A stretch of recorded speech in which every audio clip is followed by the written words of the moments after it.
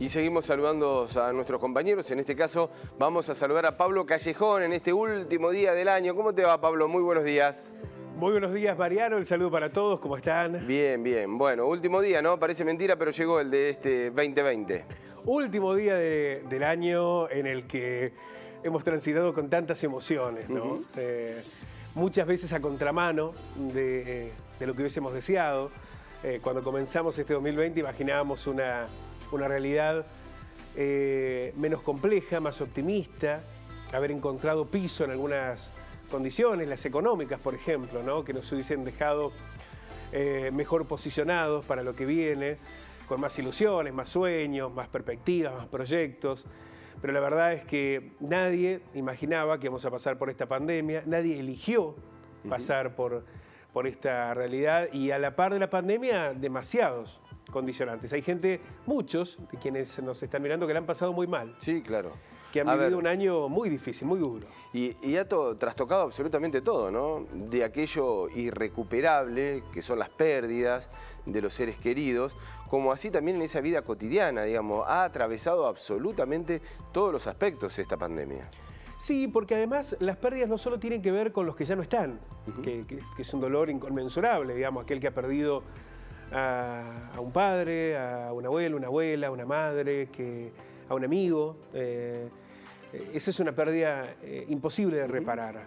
Pero también hay muchas pérdidas que tienen que ver con cuestiones más cercanas y más en carne viva.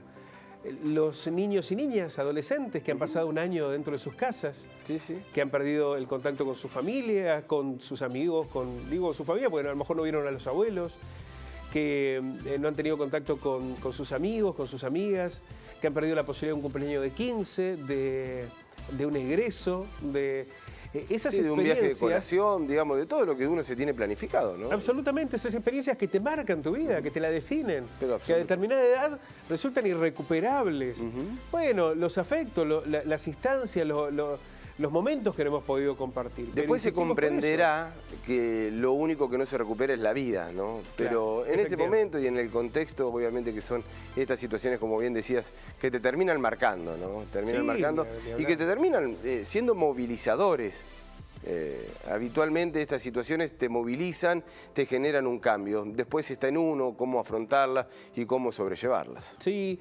Y entender, ¿no? Que nadie eligió esto y era una situación que había que transitar con responsabilidad y que lo mejor que podemos decir es que estamos llegando a este final de año vivos. Y ojalá que el que viene sea un poquito mejor. Pablo, ojalá que nos dé esa oportunidad. ¿Qué has traído para este último día del año? Vamos a hablar con algo que será un gran debate durante el verano, que es la educación presencial. Bueno, ¿no?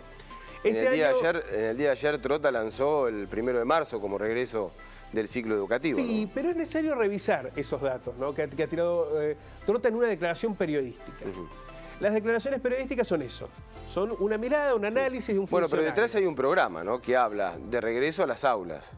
Sí, un programa que está condicionado a variables que el propio Trota no logró sustentar en esa misma entrevista. Porque hay por ahí una mirada más optimista o en todo caso, mira vos, una convicción del funcionario.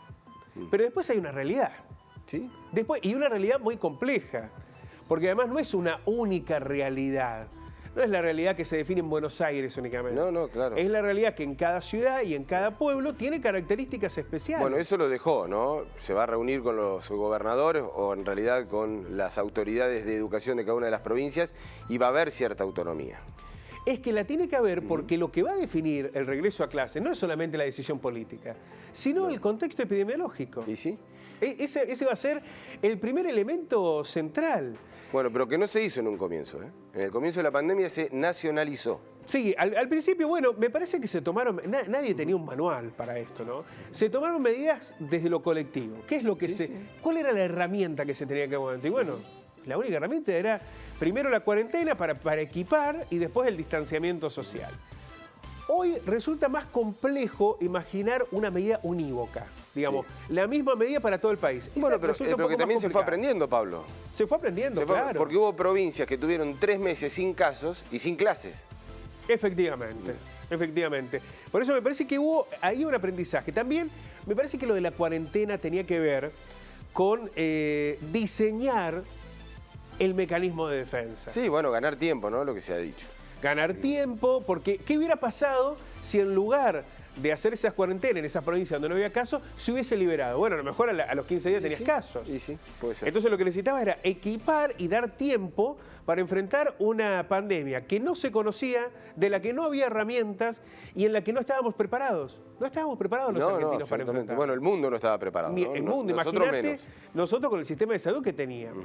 Entonces, hoy parece que las circunstancias son distintas, que habrá medidas más focalizadas, que habrá una lectura más direccionada de las medidas. Ahora, esto va a depender sustancialmente de las condiciones epidemiológicas. Sí. Si vos estás en el medio de un rebrote, si vos tenés casos que se multiplican sistemáticamente, ¿vas a empezar las clases con los chicos en la escuela?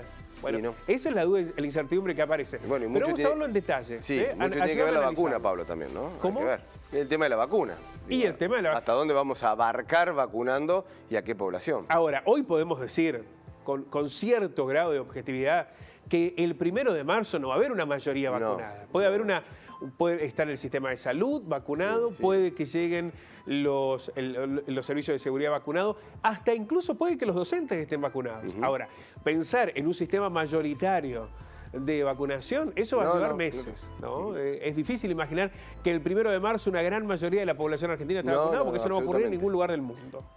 Pero vamos a hablar en detalle, ayúdame a analizar las declaraciones de Trota. El ministro de Educación afirmó que desde el Gobierno Nacional se pretende que la presencialidad vuelva a ser el ordenador de nuestro sistema educativo de cara al inicio del ciclo lectivo. El ordenador. Digamos, acá se plantea un objetivo. ¿Cuál es el objetivo? Queremos una educación presencial. Ese es el objetivo para el próximo año. Aseguró que la mayoría de las jurisdicciones, las clases van a comenzar el 1 de marzo. Pero de las 17 jurisdicciones que ya han dicho el 1 de marzo comenzamos las clases, habrá que ver cuáles pueden tener las escuelas abiertas y garantizar la presencialidad en las aulas con los cuidados necesarios. Aquí dos elementos simplemente. Hay escuelas que están cerradas de marzo del año pasado, de este año, perdón. Hay escuelas que desde marzo están cerradas. No se sabe en qué condiciones de edilicia están, en qué condiciones de infraestructura están. Aquí habrá que hacer un abordaje muy exhaustivo. Pero además, no en todos los lugares se pueden dar las mismas condiciones. No. Lo que tiene que ver con el protocolo. Insistimos con esto. Hay lugares donde en un aula van 30 y pico chicos. Sí. 40 alumnos y alumnas. ¿Cómo haces para garantizar el distanciamiento, las medidas de protocolo cuando tenés 40 alumnos en un aula? Sí, eso me parece que no vuelve más, ¿no? O al menos por ahora. Bueno, ¿están dadas las condiciones estructurales y edilicias para decir no son 40 en un aula, que sean 20? Bueno, ¿y dónde metés los otros 20? No, porque ¿Sobran las aulas? tenés que ir duplicando espacios y eso es imposible. Y eso es imposible porque no sobran las aulas. ¿No? No sobran las aulas. Entonces, ¿qué van a hacer? Bueno, vuelven algunos grados y otros no. Y puede ser. Bueno, ahí entonces ya no sería la presencialidad absoluta. Por eso decimos que una cosa es el optimismo, el planteo que se puede señalar sobre los objetivos y otra cosa es la realidad. El gobierno priorizó en el orden la vacunación a maestros y maestras, decíamos. Primero, en esa orden de esencialidad aparecen los maestros y maestras. De todas maneras, admiten que el regreso a las aulas dependerá del contexto epidemiológico en cada provincia. Si vos tenés un rebrote en una provincia, ¿vas a llevar a los chicos de manera presencial a las aulas? Distinta es la situación si tenés un sistema controlado, ¿no? En esa definición ya no dependerá solo de la decisión política, o no debería. Aquí aparecerán también los expertos sanitarios. Queremos tener presencialidad y trabajamos también en la instancia de acompañamiento para la revinculación educativa que debe atravesar cada jurisdicción, sobre todo con aquellas familias y estudiantes que tuvieron menor vínculo con la escuela. Aquí hay un tema muy polémico, ¿no? Porque ¿qué dicen los docentes y las docentes? Todo el año estuvimos trabajando, todo el año cumplimos con el dictado de clases. Los chicos y las chicas no estuvieron en las aulas, pero el dictado de clases estuvo. Ahora, hay algo que es real. Hubo muchos y muchas niños y niñas, alumnos y alumnas que perdieron esa vinculación. ¿Por qué? Porque tenían falta de Wi-Fi, porque no tenían computadora en la casa, porque tenían un solo celular y tenían que esperar que se liberara. Evidentemente no fueron las mismas condiciones. Hablábamos en algún momento, porque fue un dato oficial de la ONU, que hay un 20% de niños y niñas en la Argentina, adolescentes, que no contaron con servicio de internet en sus casas. ¿Sí? Bueno, ¿qué vinculación educativa pudieron tener? Y bueno, probablemente no fue la mejor. Seguramente no ha sido la mejor. Por más esfuerzo que hayan hecho los y las docentes de llevar, por ejemplo, las tareas a la casa de estos. Y eso lo hablamos ayer con un especialista en educación, con Alejandro Castro Santander de Mendoza, Pablo, que también allí hay un diagnóstico muy optimista por parte del Ministerio de Educación de la Nación. Cuando se habla de aprendizajes aprendidos, ¿no? Con H, con incorporación de algunos elementos que no está constatado, que lo dan por hecho, pero hay que ver cuando llegue el chico cuál es el diagnóstico que se va a realizar y cuáles son los conocimientos que realmente tienen, más allá de ese esfuerzo que vos recién comentabas por brindar clase a distancia de una u otra manera. Va a ser muy difícil equiparar después también a aquel que tuvo la posibilidad del contacto de una computadora con aquel que no tuvo nunca la posibilidad de contactarse. Será una tarea muy difícil. Muy difícil. Habrá que encontrar las herramientas. Ahora, no había alternativa. No, claro. No había alternativa, ¿no? Esa cuestión de que algunos volvieran y otros no, era muy complejo. Y la verdad es que quizás esas alternativas hubieran podido surgir en el segundo semestre, ¿no? Sí, pero... Que hubiéramos dicho, pero bueno, estábamos en el pico de los casos. Había un mayor aprendizaje sobre las condiciones de la pandemia, pero estábamos también en el mayor número de casos. ¿Te acordás que se hablaba del mes de septiembre como una posibilidad de regreso? Estábamos justamente ascendiendo y llegando al pico. Habrá que readaptar. No hubo país en el mundo que haya encontrado un manual que haya resultado tan exitoso al que todos debiéramos seguir esa misma línea. Ni en lo educativo, ni en lo sanitario, ni en lo laboral, en nada. No, y han tomado distintas medidas, ¿no? Algunos, y hablando del primer mundo, sostienen la escuela presencial a su modo, a su manera, y otros que la han vuelto a cerrar como el Reino Unido, ¿no? Con este rebrote. Pero hay algunos que en pleno rebrote o en segunda ola todavía la sostienen abierta. Pero bueno, son distintas decisiones y como bien decís, no hay algún método que haya resultado efectivo, que nos haya enseñado cuál es el camino a la hora de actuar con este tema. Absolutamente. Incluso países que se habían negado a la cuarentena o a medidas estrictas las terminaron de aplicar. Sí, claro. Por lo cual, si uno dice, ¿las respuestas absolutas estuvieron? No. ¿Errores se cometieron? Evidentemente. Ahora, la prioridad estuvo marcada en dos cuestiones claves, ¿no? Se necesitaba un tiempo para preparar y para resguardarse, en el que el Estado pudiera controlar. La única manera que tiene el Estado de controlar de manera absoluta es con la gente en las casas. Y además después se necesitaba el distanciamiento, que ahí ya no es una responsabilidad del Estado, únicamente al menos. Ahí también hay una responsabilidad social. Pero vamos a la próxima trama. Para el ministro, el año 2021 tiene que ser el año de recuperación, lo que señalabas vos, Mariano, de aprendizajes que quedaron truncos por la pandemia. Desde la Nación proponen un proceso de reorganización pedagógica que garantice los aprendizajes que quedaron pendientes. Luego, los trabajadores de la sanidad, de la Fuerza de Seguridad y los argentinos que están en situación de mayor vulnerabilidad, ya sea por edad o por una enfermedad previa, están los maestros. Esto que decíamos que van a tener prioridad en la primera etapa de vacunación. Trota aclaró que no es condición indispensable la vacunación para que se inicien las clases de manera presencial. No quiere decir que tengan que estar todos los docentes vacunados, todos los y las docentes vacunados, para que comiencen las clases, aunque la expectativa es que buenos indicadores epidemiológicos y una vacunación en marcha fortalezcan esa presencialidad. Bueno. Si vos tenés altos niveles de contagio y los y las maestras no están vacunadas, bueno, la dificultad es mayor. Sí. Y un dato que no pusimos en las tramas, pero que es importante resaltar. Acá estamos hablando de la decisión de los gobiernos. ¿Qué va a pasar con los gremios? Si los maestros y las maestras no están vacunadas, ¿los gremios van a aceptar igual que se hacen las condiciones? Si en el aula hay 40 niños y niñas, ¿se va a aceptar igual esas condiciones? Bueno, las situaciones de infraestructura también. Por eso también hay muchos elementos. Una cosa es el optimismo y los objetivos.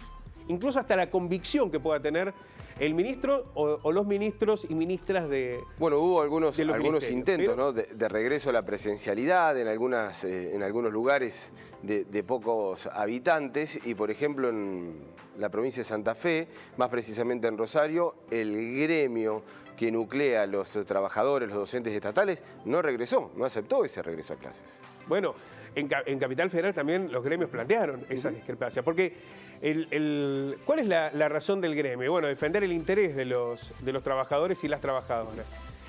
Esas garantías tienen que estar, esas garantías necesariamente tienen que estar, porque en el caso de los niños y niñas, cuando se contagian, pasan por una situación desapercibida.